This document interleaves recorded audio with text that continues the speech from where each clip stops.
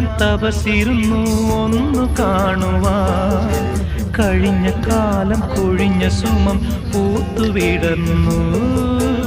ഒരു യുഗം ഞാൻ തപസിരുന്നു ഒന്നു കാണുവാൻ. കഴിഞ്ഞ കാലം കൊഴിഞ്ഞ സുമം പൂത്തുവിടർന്നു. മൂകമാമെൻ മനസ്സിൽ ഗാനമായി നീ ഉണർന്നു.